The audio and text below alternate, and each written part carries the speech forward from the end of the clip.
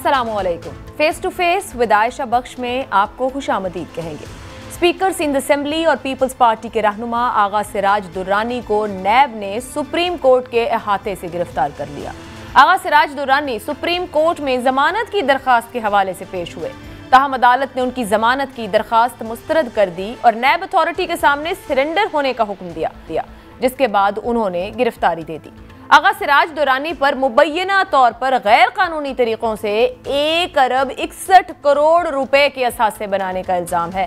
वो 13 अक्टूबर को Sindh high court से अबूरी जमानत की दरखास्त मुस्तरद होने के बाद से मुबैना तौर पर मफरूर थे। ये गिरफ्तारी पीपल्स पार्टी पर कितनी भारी पड़ेगी, ये पूछेंगे पीपल्स पार्टी से, जो पहले ही बल्दियाती कानून में तरमीम की वजह से अपोजिशन की तनकीद की जद में है।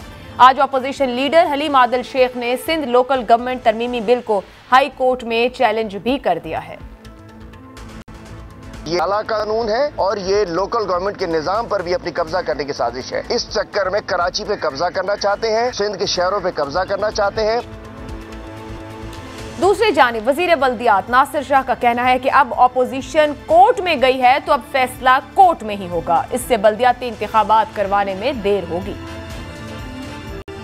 अगर और बेहतरी इसमें मजीद लानी है तो हम आपसे मिलकर उसमें ला सकते हैं। अब वो कोर्ट में चले गए हैं, जाहिर है अब अदालतों के जो भी फैसले होंगे हमें कबूल हैं। बल्दियाती इंतखाबात का मामला सिर्फ सिंध ही नहीं पंजाब में भी उलझा हुआ है, जहां हुकूमत पंजाब ने सरप्राइज एंट्री दी है और कहा है कि मार्च में ऐलान करदा बल्दियाती इंतखाबात EVM इलेक्ट्रॉनिक वोटिंग मशीन के जरिए ही मुनक़िद होंगे। अपोजिशन की तनकीद तो बहुत बाद की बात, हुकूमत की अपनी इत्तेहादी जमात काफ लीग जो EVM के मामले पर बहुत तहफ़्फ़ुज़ात का इजहार कर चुकी है, बिल आखिर ज्वाइंट सेशन में इस मशीन को कानूनी तहफ़्फ़ुज़ भी दे चुकी है। उसे भी लगता है कि EVM से बल्दियाती इलेक्शन कराने की बात करने का मतलब इलेक्शन ही ना करवाना है।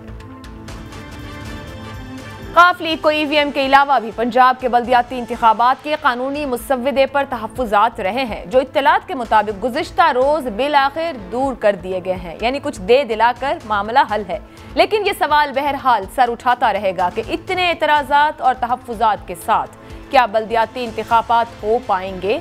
एक और दिलचस्प मौजू भी प्रोग्राम में शामिल करेंगे कि गवर्नर पंजाब को क्यों लगता है कि IMF के 6 अरब डॉलर के बदले हमने सभी कुछ लिख दिया उनको। इस बयान का कॉन्टेक्स्ट क्या है, आज इन्हीं मौज़ूआत पर बात है। जो मेहमान प्रोग्राम में हमारे साथ मौजूद हैं, हुकूमत की नुमाइंदगी कर रहे हैं फिरदौस शमीम नकवी साहब, पाकिस्तान पीपल्स पार्टी सिंध हुकूमत से कादिर खान मंदोखेल साहब हमारे साथ हैं, मुस्लिम लीग नून से खेलदास कोहिस्तानी साहब हमारे साथ हैं। आप तीनों मेहमानों का बहुत शुक्रिया।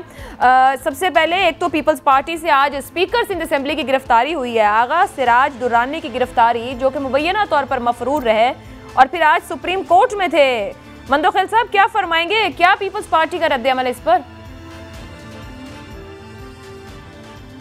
देखिए जी, पहले आगा सिराज दुर्रानी साहब के घर पे पहले भी नेब ने छापा मार के ख़वातीन और बच्चों को हरासा किए है कोई 2-3 दिन तक, और फिर अभी पिछले ही महीने जो ना फिर एक मरतबा नेब ने इनके घर पे दावा बोल दिए है जहाँ पे ख़वातीन और बच्चे जो है ना महसूर रहे। मैं एक कानूनदान की हैसियत से आपको बताना चाह रहा हूँ कि जहाँ सेशन कोर्ट से ज़मानत रिजेक्ट होती है तो उसकी अपील होती है हाई कोर्ट में, हाई कोर्ट से रिजेक्ट होती है तो उसकी अपील होती है सुप्रीम कोर्ट में। आज आगा सिराज दुर्रानी साहब सुप्रीम कोर्ट गए हैं उस अपील के उस ऑर्डर के खिलाफ जो सिंध हाई कोर्ट में इसकी ज़मानत रिजेक्ट हुई है, तो ये कानूनी हक है जो वहाँ पे गए। मैं इस पर ज़्यादा तबसरा नहीं करना चाहता हूँ, ना अपना कौमी असम्बली का रुकनियत गंवाना चाहता हूँ कंटेम्प्ट ऑफ कोर्ट के चक्कर में, लेकिन एक वकील की ऐसे प्रोसेस आपको बता दी है। ठीक है, हम सर अंकों पे अदालत के हुक्म जो मर्जी कर ले हम उसको भुगतने को तैयार है, हम उसको सहने को तैयार है। हम कोई तरगीब नहीं देंगे अदालतों के ऊपर चढ़ाई की, हम कोई टेलीफोन कॉल किसी को नहीं करेंगे, हम कुछ भी नहीं करेंगे। हम अदालतों की सज़ा काटने के लिए, अदालतों की ऑर्डर पे जेल जाने के, अदालतों के ऑर्डर पे नेब को सामने करने के लिए हम सब कुछ के लिए तैयार है। ये जाले रहनुमा है, ये कोई नज़ीर चौहान नहीं है कि 2 थप्पड़ लगे और सॉफ्टवेयर अपडेट हो गया। तो ये पहले ख्याल हुकूमत को करने चाहिए। दूसरी बात ये कि ये वही नेब है, ये वही नेब है जिसकी चेयरमैन की वीडियो सामने आ गई है और आज तक वो कठपुतली बना हुआ है और उनकी इशारों पे नाच रहा है।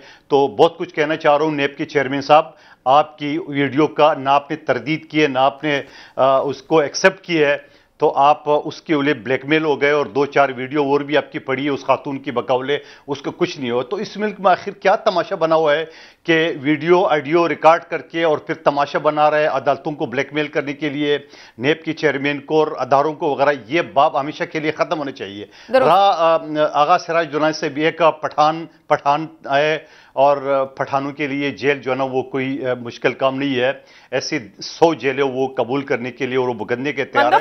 माजरत के साथ वैसे ये जो नैब कराची ने दुरानी फैमिली की जायदाद सामने लाके रखी है, जिसके ऊपर वो सवाल पूछ रहे हैं कि ये कहां से इतनी जायदाद और बेनामी जायदाद 1 अरब 61 करोड़ रुपए की, ये जितनी प्रॉपर्टीज हैं, आपकी नजर से गुजरा है क्या? बहुत अच्छा सवाल आपने किया है। नेब का ऐसे कानून है जैसे मेरे सामने आपके कैमरा पड़ा हुआ है और इस कैमरे को मैं कहता हूं कि इसकी कीमत 1 करोड़ है।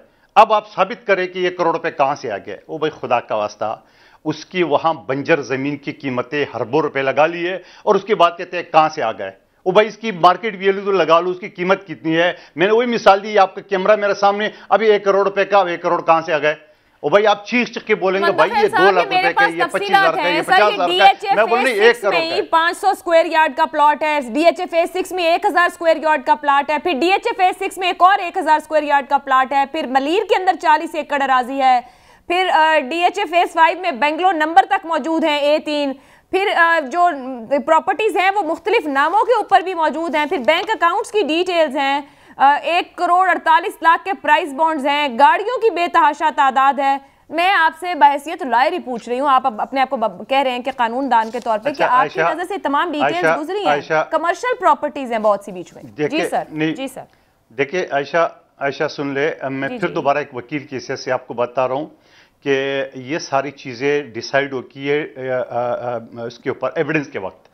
जो प्लॉट आप बता रहे हैं मुझे नहीं पता वो किसके नाम पे है, प्राइस बॉन्ड उससे निकले नहीं निकले, प्राइस बॉन्ड के ऊपर नाम नहीं लिखा होता है, ये सारी चीजें एविडेंस के वक्त डिसाइड होता है। लेकिन फिर मैं दोबारा कहता हूं जो अदालत का हुक्म सर आंखों पे है, एक नहीं 1000 मरतबा 1000 जालों को जेल भेज दे, कोई इशू नहीं है। पश्तो में बड़ी कहावत है कि ये साल मुझ पे तुम गुजर जाओगे, तुम्हें लोग अच्छा नहीं कहेंगे, इतनी काफी है, आगे नहीं बोलूंगा। फिरदौस शमीम नकवी साहब, आगा सिराज दुरानी की गिरफ्तारी पर अभी जो अपोजिशन कहती है, पीपल्स पार्टी वही इल्जाम दोहरा रही है कि हुकूमत नैब के जरिए अपोजिशन को कंट्रोल करने की कोशिश कर रही है। उन्होंने कुछ लीक्स की भी बात कर ली कि उनकी भी क्लैरिटी ना हो सकी कि अहम इदारों में क्या कुछ ख्याल से। अच्छा देखिए, मसला ये है जब से नैब बदी है, आप बताइए ये इल्जाम क्यों नहीं, कब नहीं लगा? जब नवाज शरीफ ने इन पर मुकदमा किया तब भी यही इल्जाम लगा रहे थे, जब इन्हीं ने नवाज शरीफ पे मुकदमा किया तो ये नवाज शरीफ वाले इन पर यही इल्जाम लगा रहे थे। मेरे ख्याल से एक दफा ये तय कर लिया जाए कि नैब एक आजाद इदारा है या नहीं है, और इसका जब चेयरमैन बनाया गया और जो इसका कानून है, अगर इसके कानून में कोई सुखुम है तो आप बहैसियत कानून के क्या मैं देखे आप तराबी क्यों नहीं दे रहे? बार-बार आपको मौका मिला, 5 साल मौका PML को मिला, 5 साल मौका आप सवाल कर रहे हो तो मुझे जवाब देना पड़ता है ना साथ साथ। बिल्कुल कानूनी सखम है, नेब चेयरमैन जो है ना वो कोई कानून के तहत नहीं बैठा हुआ है, वो एक एक्सटेंशन पे जो आसमान में लटक रहा है जो मंजूर है उसके तहत हुआ है। पूरी कर ले मंदोखिल साहब, ठीक है कंप्लीट करें। ठीक है जी नकवी साहब जी, प्लीज। कादिर भाई देखिए, अगर आपने बहस व मुबाहिसा इसी नौइयत से रखेंगे तो ना आप बोलेंगे, मैं खामोश हो गया हूँ भाई। जी नकवी साहब प्लीज आप मैं खामोश हो गया कि हम तो अच्छा, जहां तक है एक असूली मौक़िफ़ लिया गया, एक ऑर्डिनेंस आया, एक उस ऑर्डिनेंस के तहत अभी चल रहे हैं, उस ऑर्डिनेंस को कानून बनना चाहिए, असेंबली से पास होना चाहिए, और मैं समझता हूँ नैब के कवानीन में जो तरामीम की जरूरत है, कोई कानून ऐसा नहीं है जो इंसान का बनाया है जो हमेशा के लिए होता है, जिसके अंदर कोई कमी पेशी नहीं होती। हर कानून में बेहतरी लाई जा सकती है, और हम कानून दानों के इसीलिए लेजिस्लेटिव असेंबली में लोग ले जाते हैं कि हम कवानीन को बेहतर करते रहें। तो को गालियां देने से फुर्सत मिलेगी तो फिर उसके बाद जो है हम मुल्क की तामीर की बात करेंगे। फिरदौस शमीम नकवी साहब, कतई कलामी की माजरत, अभी जो मुश्तरका इजलास हुआ, कितना आप लोग बैठ के एक दूसरे की बात सुनते हैं, कितना एक दूसरे पर एतमाद करते हैं कि आप बेहतरी के लिए कानून बना रहे हैं? हुकूमत सोचती है कानून हो, अपोजिशन को पसंद नहीं आता, आपका टाकरा शुरू हो जाता है।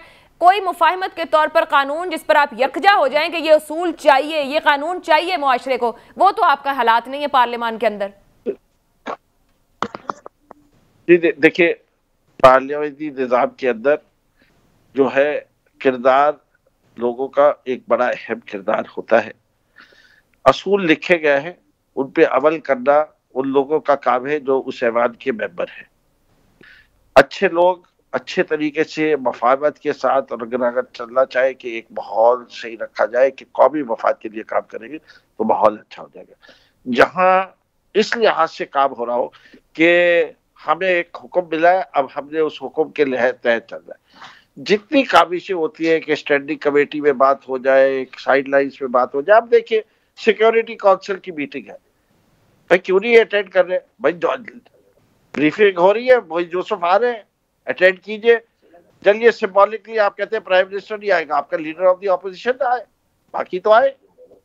अरे आप कोई नहीं जाएंगे, ये कौमी मफाद की बात कर रहे हैं। जब भी कोई नेशनल डायलॉग या किसी नेशनल इशू में बात, यही अगर जनरल बाजवा साहब ब्रीफिंग कर रहे होते तो ये सब दुम दबा के सब लोग पहुंचे हुए होते हैं असेंबली के अंदर। सर, आप पार्लियामेंटेरियंस के लिए लफ्ज इस्तेमाल कर रहे हैं दुम दबाकर, मेरा ख्याल से इट्स नॉट एथिकल।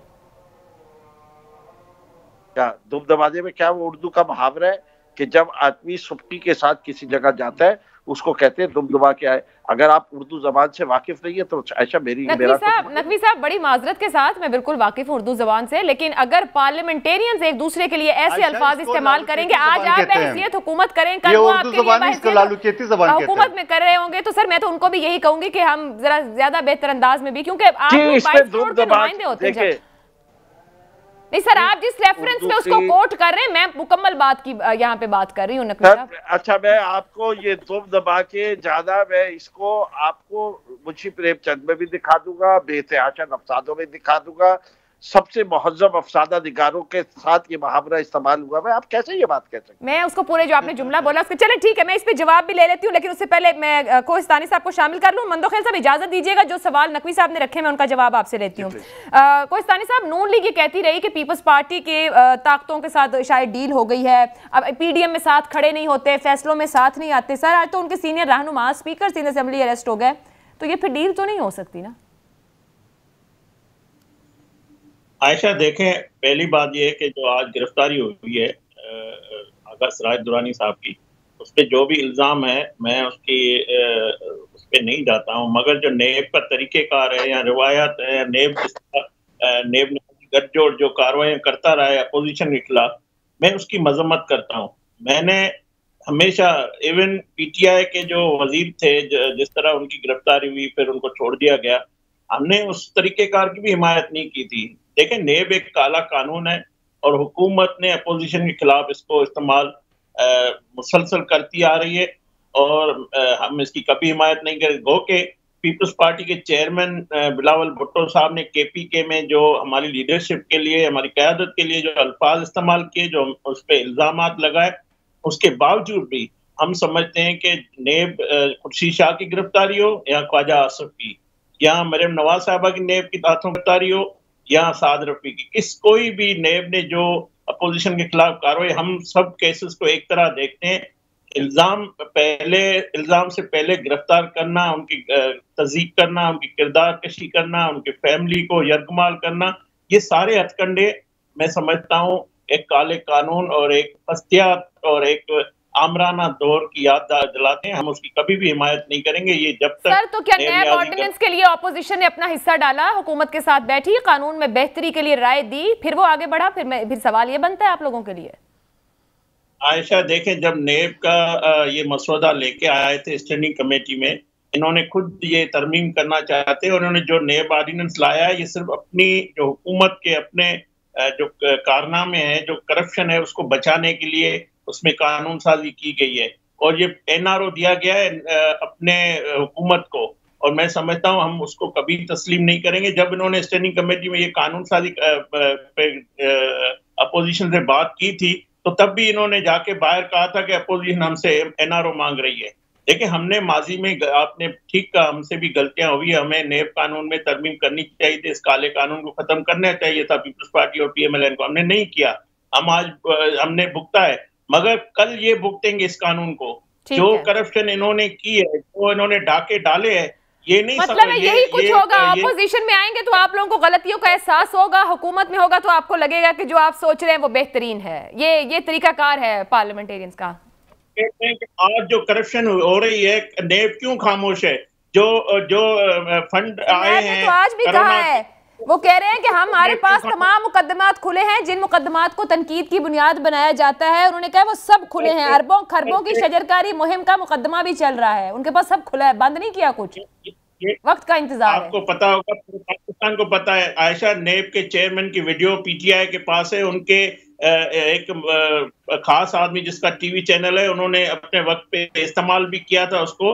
तो ये हमें सबको पता है क्यों उसको एक्सटेंशन देना चाह रहे थे, क्यों ये उसको इस्तेमाल कर लेते। तो ये वीडियो इनको बना के नेब को अपोजिशन के खिलाफ इस्तेमाल कर रहे हैं, तो ये कब तक करेंगे? मैं समझता हूँ ये एक बहुत बड़ा इल्जाम है जो आप पार्लियामेंटेरियंस बार बार एक इदारे के सरबराह पर रखते हैं। आपके पास पार्लियामान का फोरम मौजूद है, आप वहां पर कोई भी इंक्वायरी किसी भी इदारे के सरबराह को बुला सकते हैं और मामला पूछ सकते हैं। सर, पार्लियामेंट को इनइफेक्टिव करते हैं आप लोग फिर ऐसे बयानात से। क्या हमने 12 बात की है इस पे, और जो शमीम साहब ने कहा ना, ये दुम बाबा के भागते हैं, तो हमें पता है ये किसके लाडले हैं और किसके तहत आए हैं, और किस तरह ये आके मीडिया पे एक सिपह सालार के नाम पे जब मीटिंग होती है उस पे ये ताने देते हैं अपोजिशन को, हमें सब पता है। मगर ये लाडले ये समझ लें कि ये हमेशा लाडले नहीं रहेंगे। ये जो इस तरह के इदारों के लिए बात करते हैं, बिल्कुल अपोजिशन ने सही फैसला किया है। जिस इजलास में वजीर आजम गैर एलानिया बैकआउट करे, उसको अपोजिशन को नहीं जाना चाहिए, और ऐसे इजलास में हम अब नहीं जाएंगे। तो ये रवैया है इनका, ये सिपह सालार के लिए देख लीजिएगा, पार्लियामान को इररिलेवेंट बना रहे हैं आप सब मिलके।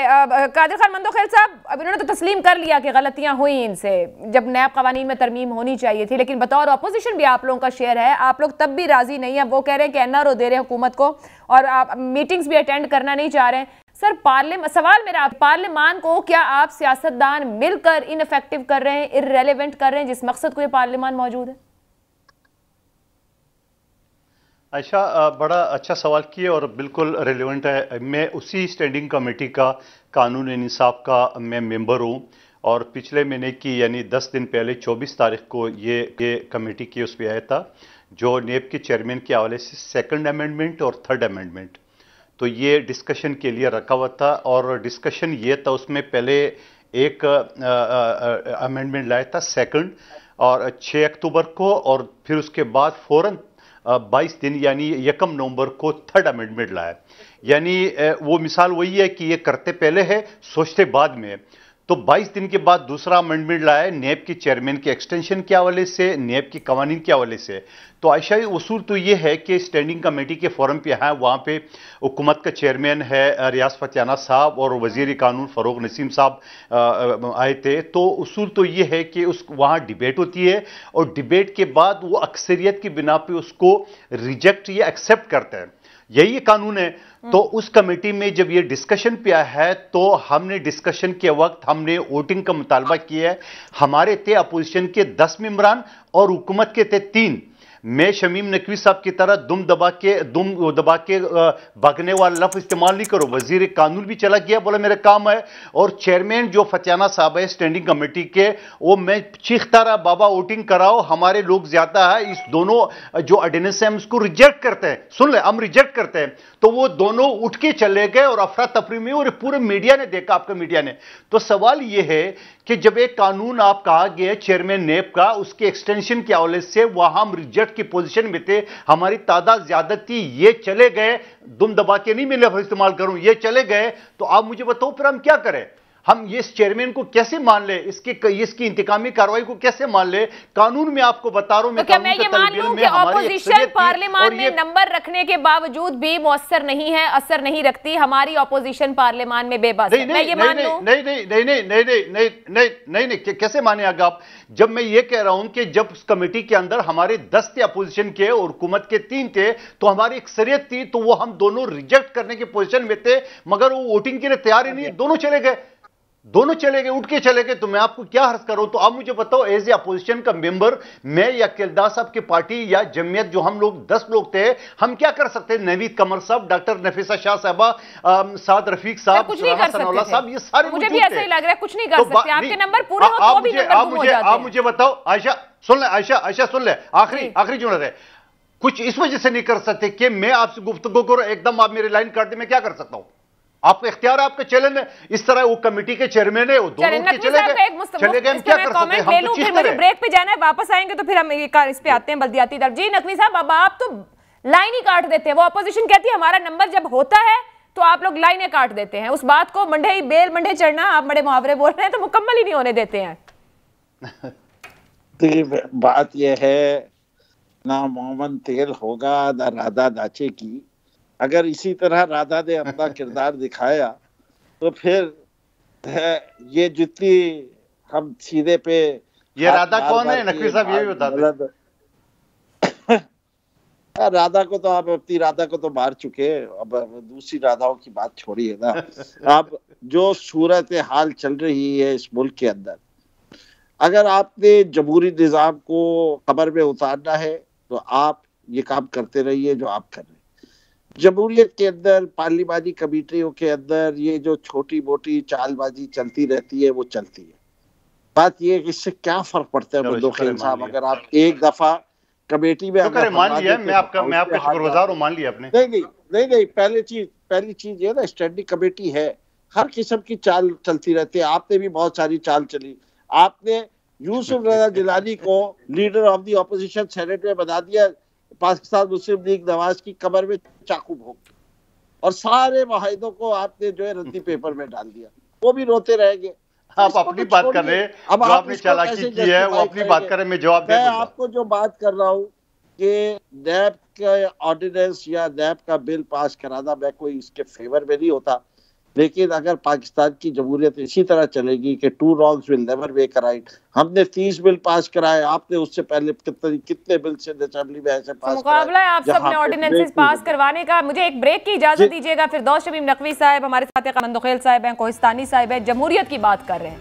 इसकी रूह तो फिर यही है कि जमहूरियत अपने पूरी रूह के साथ जमातों में भी और बल्दियाती निज़ाम में भी ग्रास रूट्स लेवल तक एफर्ट क्यों नहीं करती जमातें? बात करेंगे इस ब्रेक के बाद।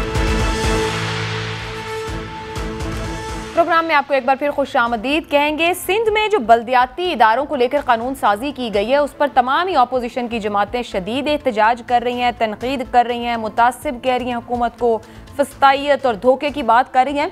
कादिर खान मंदोखेल साहब, क्या अजीब सी कानून साजी नहीं कि एक तो कोई बल्दियाती इदारों में से कोई एक नोटिफिकेशन जारी करने के बाद कोई भी तब्दीली हो सकती है, यानी कानून साजी की ज़रूरत नहीं रहेगी? तो क्या सूबाई हुकूमत फिर बल्दियाती इदारों को बहुत कंट्रोल में नहीं ले लेगी? उनकी इंडिपेंडेंस या उनका जमहूरीपन जो है वो अपने कब्जे में एक आमराना अंदाज से चलाने की कोशिश है? ये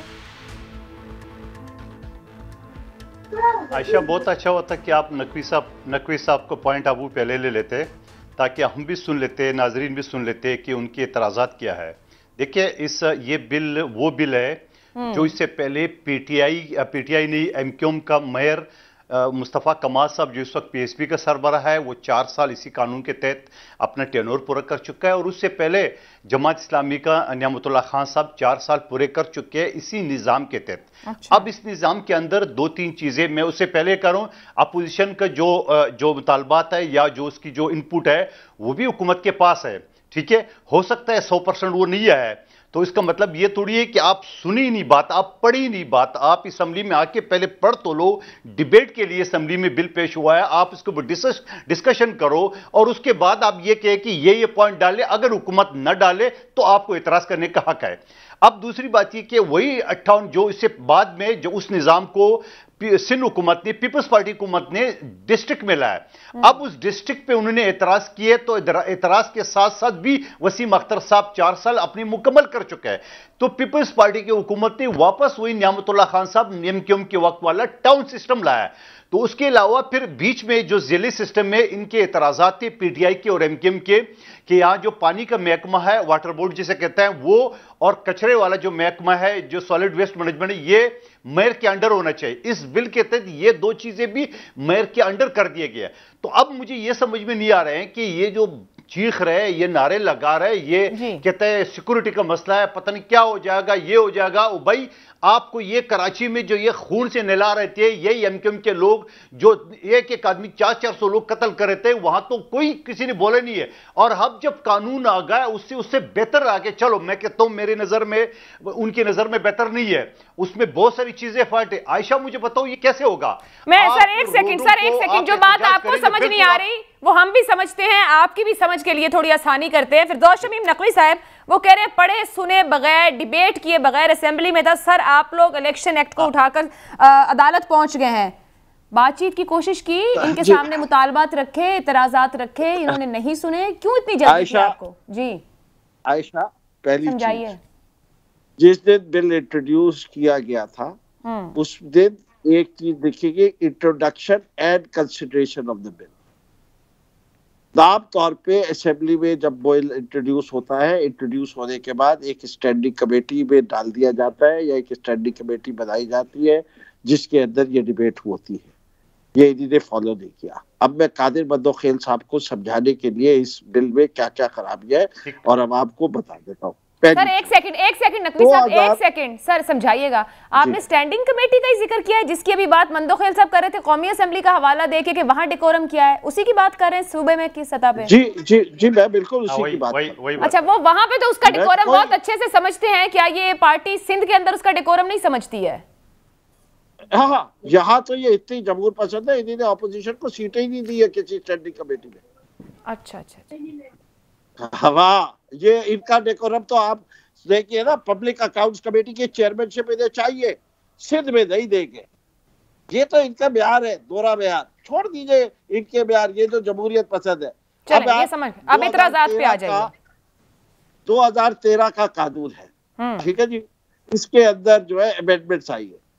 2013 से आज हम 2021 में कहें, इस कानून के तहत क्या शहरी निजाम अच्छा चल रहा है या बुरा चल रहा है, इसका फैसला हम आप कर ले। अगर निजाम अच्छा नहीं चल रहा तो इसका मतलब यह है कि ये कानून में कुछ खराबी है।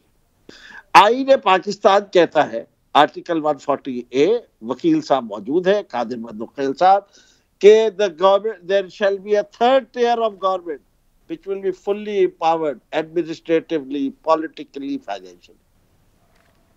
ये कह दे कि इस वक्त ये फाइनेंशियली किस तरह फुल्ली एम्पावर्ड है, इस कानून के तहत साबित करे मुझे। सही। ये बता दे क्या इसका टेन्योर है। अगर आज सेक्रेटरी लोकल बॉडी को रिमूव कर दे, क्या 60 दिन में दोबारा इलेक्शन होंगे, 90 दिन में इलेक्शन होंगे? कोई इसकी मुद्दत नहीं है। जिस तरह प्रोविंशियल असेंबली, नेशनल असेंबली को सिक्योर किया गया, दे दिया। इस हुकूमत ने पीएफसी का अवार्ड तो दिया नहीं, ये लोकल बॉडीज को क्या पैसे देंगे? इन्होंने 28 टाउन बना के इस शहर का कीमा कर देंगे। कोई भी मास ट्रांजिट की स्कीम बनाएगी, कैसे अप्रूवल होगी? जब शॉप एक्ट हो तो उसका फैसला मेयर की कॉर्पोरेशन में क्यों जाना चाहिए? वो लोकल बॉडी के अख्तियारात क्या है? कोई शेड्यूल इंट्रोड्यूस किया है? इस वक्त का शेड्यूल देख लीजिए कि यूसी के इख्तियारात क्या है। सिफर, कोई इख्तियार नहीं है। नकवी साहब, तो आपका अब फैसला कानूनी लड़ाई लड़ने का है, क्योंकि नासिर शाह साहब ने आज कह दिया है कि अगर आपने कानूनी लड़ाई लड़नी है तो फिर तो बल्दियाती इंतखाबात हो गए। तो सर आपका फैसला कानूनी लड़ाई का है, वहीं तय होगा या असेंबली के फोरम पे हो सकता है? देखिए, मैं आपको ये बता दूं कि जो कुछ भी हम करेंगे इंशाल्लाह ऐसा करेंगे कि ये कानून पास नहीं होगा। पास भी हो जाएगा तो मोदी सरकार की तरह इनको भी वापस लेना पड़ेगा। इनको भी वापस लेना पड़ेगा, जिस तरह मोदी सरकार को किसानों के कानून को वापस लेना पड़ा है, वरना Sindh will not be governable. ठीक है, ये आप बहुत आप बहुत बड़ी बात कह रहे हैं कि कानून पास नहीं होगा। इस सूरत में मैं खिलदास कोहिस्तानी साहब, सिंध की असेंबली में आपकी उस तरह नुमाइंदगी तो नहीं है, मगर बल्दियाती कानून को लेकर आपकी इस पर क्या पोजीशन है? आप पीटीआई के करीब पोजीशन रखते हैं, पीपल्स पार्टी के करीब पोजीशन रखते हैं, मुतमईन है इस बिल से या आपके भी कोई तहफ़्फ़ुज़ात और एतराज़ात हैं? देखें, हमें भी तहफ़्फ़ुज़ात है PMLN सिंध को बतौर जमात सिंध की, और हमारे जो कानून टीम है इस पे काम भी कर रही है और हम सिंध हुकूमत से बात भी करेंगे। पहली बात ये है। दूसरी बात, मैं पीपल्स पार्टी से मुझे ये शिकायत है कि ये जब भी बलदियाती कानून बनाने जाती है तो अपने ख्वाहिशात और अपने मकासद के लिए कानून बनाया जाता है, ऐसे नहीं होता है। एक तो इन्होंने कराची को टारगेट किया हुआ है, कराची के जो नुमाइंदगी है उसको इन्होंने हमेशा उनकी प्रायोरिटी पे नहीं रखा है। और कराची एक बड़ा शहर है, मेट्रोपॉलिटन सिटी है, 2.5 करोड़ की इसकी आबादी है। उसको इन्होंने ये कानून बनाया कि 50 लाख की जो आबादी होगी वो मेट्रोपॉलिटन सिटी होगी। सखर और कराची, हैदराबाद इसी तरह, मतलब हैदराबाद भी मेट्रोपॉलिटन हो गई और कराची का एक अलग शनाख्त है। कराची की नजरें पूरी दुनिया की है, पाकिस्तान का बड़ा शहर है, सिंध का राजधानी है। उनको दुनिया में ये निज़ाम राइज है कि बलदियाती निज़ाम को मजबूत किया जाता है। उनकी क्राइटेरिया जो है, उनके तहत एक लसानियत या मजहबी लसानियत या अपनी पार्टी के बुनियाद पे ना दिया जाए। इस शहर की सफाई सुथराई से लेकर, अब देखो मैं एक मिसाल दूं, इन्होंने वफाक से जिना हॉस्पिटल ले ली, KMC जो है वो इस वक्त अब्बासी शहीद अस्पताल KMC के अंडर में। तो इनको चाहिए कि आप जिस तरह नकवी साहब ने कहा 3 टियर है, तीसरे टियर को मजबूत करिए। जिना हॉस्पिटल आप KMC को दे दें और KMC को इतना मजबूत करें। मगर ये मलीर में हमारी जो पार्टी है उनको तहफ़्फ़ुज़ात है कि वहाँ के कराची डिस्ट्रिक्ट काउंसिल को खत्म कर दिया गया है। इसी तरह इन्होंने जामशोरो और बाकी खैरपुर को जिले काउंसिल को बहाल रखा हुआ है। तो ये निज़ाम जो है पूरी सिंध में एक जैसा होना चाहिए। ये डबल स्टैंडर्ड और डबल निज़ाम जो है, ये हमेशा पीपल्स पार्टी ने जो पहले भी दौरे निज़ाम की वजह से बड़ी मुखालफत की, उसको वापस किया। तो हम चाहते हैं एक निज़ाम, और ये नहीं है कि कराची को ये बड़ी दूर शहर की नहरें बनी और लाड़काना जो है वो भी बड़ा खूबसूरत, लाड़काना के भी मसाइल है, वहाँ की भी जो बलदियाती निज़ाम है। यहाँ पे आप अगर हॉस्पिटल KMC के अंडर है तो वहाँ की सिविल अस्पताल भी डिस्ट्रिक्ट काउंसिल के अंडर में होनी चाहिए।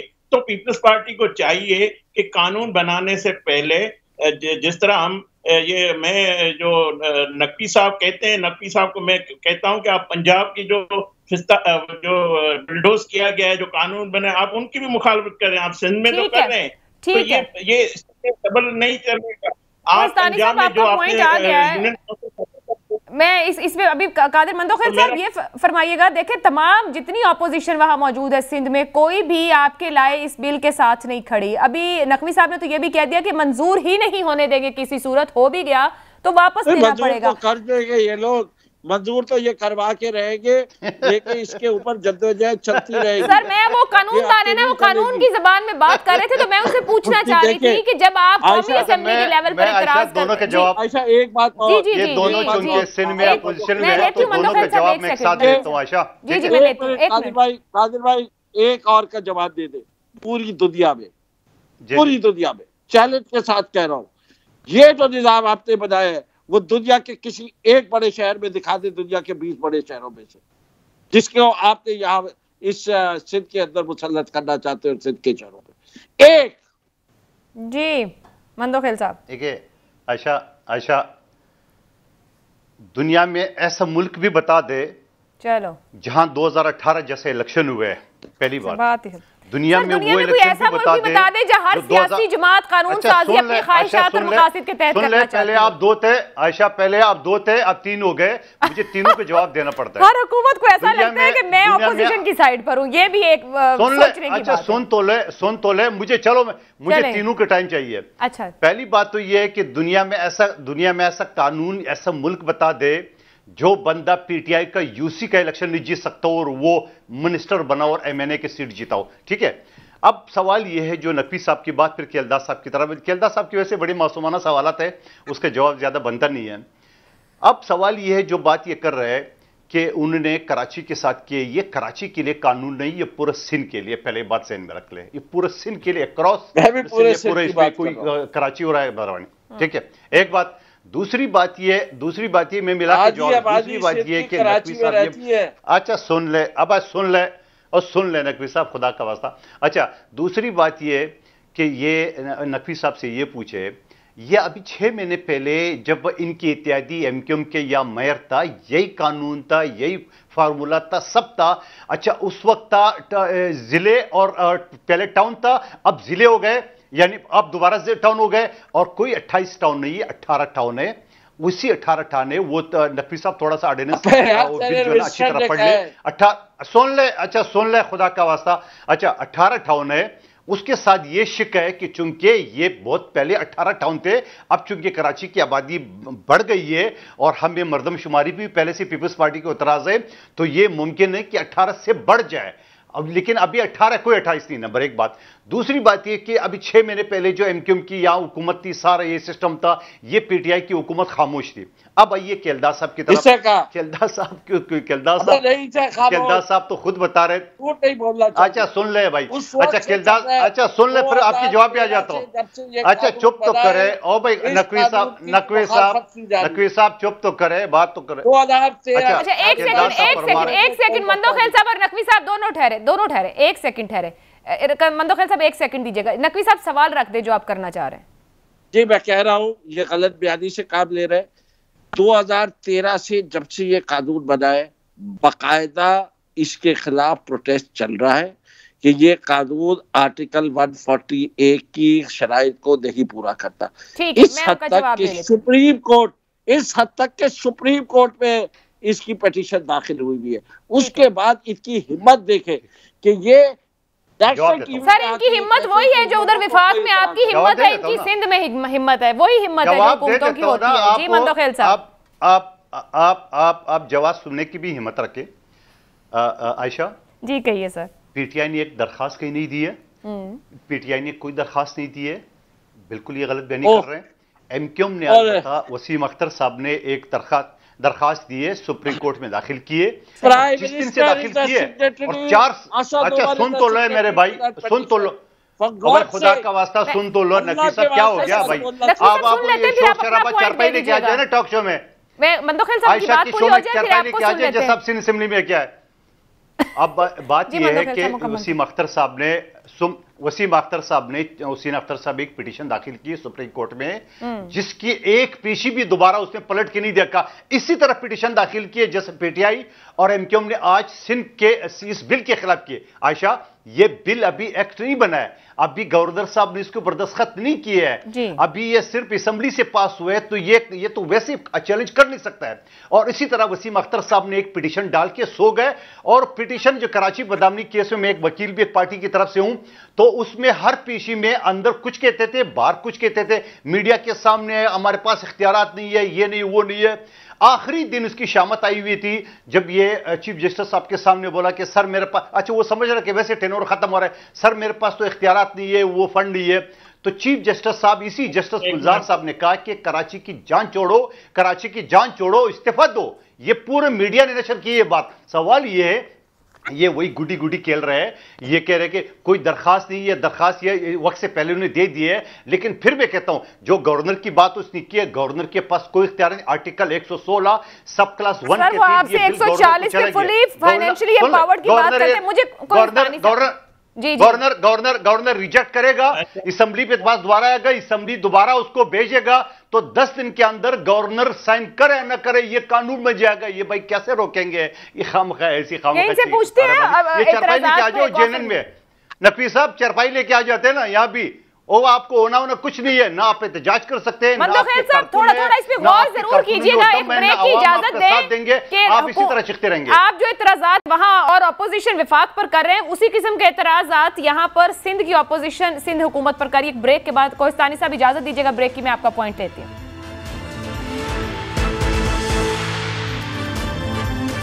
प्रोग्राम के आखिरी हिस्से में आपको एक बार फिर खुश आमदीद कहेंगे। कोहिस्तानी साहब आप कुछ कहना चाह रहे थे, बात कीजिए, फिर मैं नकवी साहब से बात करूँ। मैं सिर्फ ये नकवी साहब के लिए गोशे गुजार कर दूं।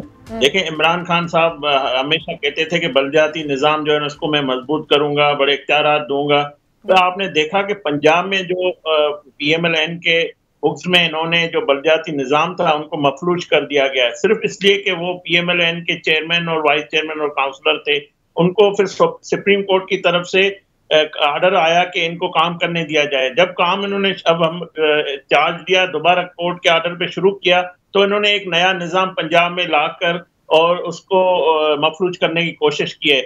और एक ऐसा निज़ाम वहाँ पंजाब में ला रहे हैं जिसमें यूनियन काउंसिल को ख़त्म किया जा रहा है। और जो EVM की बात कर रहे हैं, देखें EVM भी इलेक्शन कमीशन का काम है ना, कि ये बुजदार का काम नहीं है। और बुजदार ने पहले कौन सी कारकर्दगी दिखाई है कि वो EVM पे इलेक्शन करवाएगा? वो तो एक नायल शख्स है, उसने आज तक पंजाब का बेड़ा गर्क। आप लोगों ने EVM को कहा कि गैर कानूनी, उस पर कानून साजी को मुतनाज़े कहा, आप कोर्ट जाएंगे। आप लोग भी तो कुछ नहीं कर रहे यहाँ बतौर अपोजिशन, आप कोर्ट चले गए क्या EVM का मामला लेकर? मैं आपको बताऊं, हम कोर्ट भी जाएंगे और हम इस मुतनाज़ा कानून साजी इन्होंने राइज करने की कोशिश की, हम मज़ाहमत करेंगे। हम इस तरह खामोश होकर बूथ पे अब अपना वोट चुराने नहीं देंगे। मज़ाहमत से पहले आपके लोग साथ खड़े हैं। आयशा, हम इनकी मशीनों को, जो जाली मशीनें हैं, इनको उठा के बाहर फेंक देंगे। हम इस इलेक्शन को कबूल नहीं करेंगे, ना करने देंगे। जलसा नहीं है, मेरा शो है। ओके कोस्तानी साहब, फिरदौस शमीम नकवी साहब, सईद गनी साहब ने आज कुछ ऑफर किया है, ये सुन लीजिएगा। क्या इसके बाद आपके तहफ़्फ़ुज़ात दूर होते हैं? सुनवाइए जी। 3 चेंजेस का जिक्र किया है कि जी ओपन कर दें मेयर का इलेक्शन, कोई इशू नहीं है। आप चाहते हैं जी काउंसिल का रुकन इलेक्शन लड़े, कोई इशू नहीं है। आप चाहते हैं कि जी हेल्थ और एजुकेशन बल्दिया के पास रहे, कोई इशू नहीं है। ये तीनों चीजें ऐसी हैं जिसके ऊपर हम बड़े सॉफ्ट हैं, कंफर्टेबल हैं, हम बात कर सकते हैं। अगर इत्तेफाक हो जाए तो हम तीनों चीजें मान लेंगे। फिरदौस शमीम नकवी साहब, इत्तेफाक हो सकता है आपका पीपल्स पार्टी के साथ? देखिए, मैं आपको बता रहा हूँ, मैं दोबारा, हम चाहते हैं कि कराची को मेट्रोपॉलिटन सिटी डिक्लेयर करके एक मेट्रोपॉलिटन शहर का निज़ाम दिया जाए। मेट्रोपॉलिटन शहर के निज़ाम में उसका सीवरेज का निज़ाम मेयर के नीचे, उसकी बिल्डिंग कंट्रोल का निज़ाम मेयर के नीचे, उसकी मास ट्रांजिट का निज़ाम मेयर के नीचे, उसकी ट्रांसपोर्ट का निज़ाम मेयर के नीचे, उसकी सैनिटेशन का निज़ाम मेयर के नीचे, वहाँ के तालीमी school, primary school, secondary school का निज़ाम मेयर के नीचे, वहाँ के बेसिक हेल्थ यूनिट्स का निज़ाम मेयर के नीचे। प्रोविंस के नीचे वो चीजें होती है जो एक शहर से दूसरे शहर को लिंक कर रहे हो। इंटरसिटी ट्रांसपोर्ट प्रोविंस के नीचे, एग्रीकल्चर उसके नीचे, कम्युनिकेशन प्रोविंस के नीचे, पॉपुलेशन वेलफेयर प्रोविंस के नीचे, यूनिवर्सिटी प्रोविंस के नीचे, कॉलेजेस प्रोविंस के नीचे, डेवलपमेंट वर्क्स प्रोविंस के नीचे।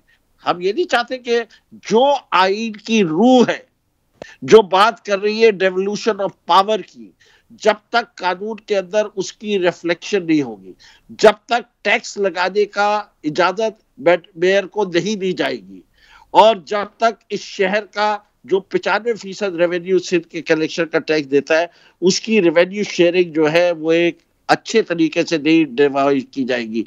इससे कि टैक्स सारा एक जगह से। साहब, इसके लिए तो आप सब जमातों को मिलकर सिंध के लिए काम कर रहे हैं ना, सिंध के नुमाइंदे हैं, तो स्टेप बाय स्टेप जाना है। वो कहते हैं वाटर बोर्ड, वेस्ट मटेरियल, ये सब वहाँ हेल्थ एजुकेशन देने को तैयार है, मगर अगर आप लोगों का झगड़ा नहीं खत्म होगा तो फिर कैसे मुमकिन हो सकेगा? आयशा आखिरी बात सुन ले। आयशा जी, ये जो सईद गनी साहब के आपने ऑफर उनको सुनाया था और ये आपके चैनल पे डिस्कस कर रहे हैं, इसके लिए तो आपको टेबल पे बैठना पड़ेगा। आप ये सारी चीजें टेबल पे बता दे और फिर दुगलापन देके इनका। आप भी कह रहे हैं एजुकेशन जो है ना वो मेयर के नीचे होना चाहिए। कल इस्लामाबाद में एजुकेशन डिपार्टमेंट जो कि उन्होंने सूबाई हुकूमत को दिए है, उसके ऊपर असातिज़ा ने पूरे असम्बली का घेराव किया। मैं स्टैंडिंग कमेटी के इजलास में लॉजेस से पैदल गया हूं और वहां कुछ कानून, यहां कुछ करना, खुदा का खौफ, इतना दोगलापन। यानी कल का एहतजाज पूरा आपका कॉन्स्टिट्यूशन एवेन्यू बनता और ये बातें बात करें। आप आइए, बैठे, आपका जो भी पेट में मरोड़ है हम उसको दूर करने के लिए तैयार है, हम आपकी बात मानने को तैयार है। इस तरह टॉक शो में आप डिसाइड नहीं कर पाएंगे। आपका गवर्नर तो आर्टिकल 116 के तहत पास करे या ना करे, ये बिल पास हो गए, फिर भी हम आपको अपॉर्चुनिटी दे रहे। आप आइए, बैठे, जो मसले मसाइल आप जो निशानदेही कर रहे, गो कि आपने इस्लामाबाद में कुछ कानून बनाए, पंजाब में कुछ बने, उसके बावजूद आपके साथ हम बैठने को तैयार है। जो आपके जायज मसले हो हम मानने को तैयार है। मंदोखेल साहब, क्या ऑपोजिशन? मैं हर वक्त तैयार हूं। मैं ऑफर करूं आपके दोस्तों से, यहाँ करे, कल बिठा देता हूं, कल बिठा देता हूं। मैं ऑफर करूं, आज कल बैठते हैं आपके साथ। अब भेजे, मैं तैयार हूं, आइए बैठिए। ले सर, पीपल्स पार्टी की हुकूमत अपना एक नुमाइंदा वफ्द बनाए और ऑपोजिशन को बिठाएं। आप टॉक शो में ये ऑफर करो, कल बैठने के तैयार हो, बिल्कुल मोस्ट वेलकम आशा। कल उनको बता देना सईद गनी साहब के दफ्तर में आ जाए, कल हम बैठने के तैयार है उसके साथ।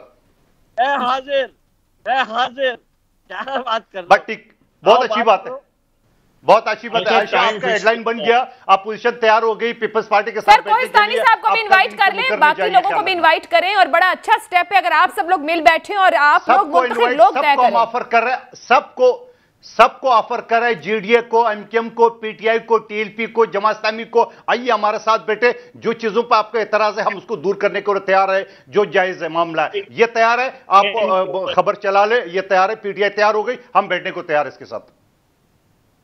मंदोखिल साहब, मुस्लिम लीग नवाज भी है जी सर, वो आपको भी कह रहे हैं, आप भी बैठे। मंदोखिल साहब किस वक्त ये जाएं, इनको कोई वक्त भी दे दें, नकवी साहब फिर वक्त की तलाश में न रह जाए। आप आराम से बैठे, आप सिर्फ बातें करें, आपके पास कुछ नहीं है।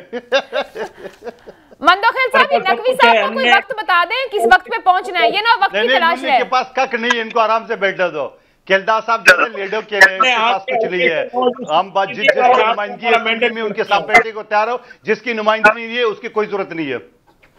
आयशा जी जी जी, पूरा बिल लिख के दे चुका हूँ, पूरा बिल सबसे पहले सबमिट किया हुआ है रिवाइज, और मेरी मुर्तजा सर मेहरबानी करें नकवी साहब, एक बिल उनके पास है, एक बिल आपके पास है, आप अपना बिल ले जाएं, उनके साथ मेज पर बैठे, जितना मिनी लोग इत्तेफाक कर सकते हैं उतने पॉइंट्स पर इत्तेफाक करें, और फिर हर गुजरते साल इसको आप इंप्रूवमेंट की तरफ ले जा सकते हैं। बहुत बहुत शुक्रिया अदा करूंगी तीनों मेहमानों का, और एक अच्छी बात है कि पीपल्स पार्टी कहती है आए मेज पर बैठे, और पीटीआई तैयार है सिंध के बल्दियाती निज़ाम को लेकर के आए बैठकर बात करते हैं। उम्मीद की जा सकती है कि जमहूरियत परवान चढ़े और मुंतखब नुमाइंदे अपनी अहमियत को समझ सकें। अब अपना फीडबैक दे सकते हैं। इजाज़त दीजिए, अल्लाह हाफ़िज़।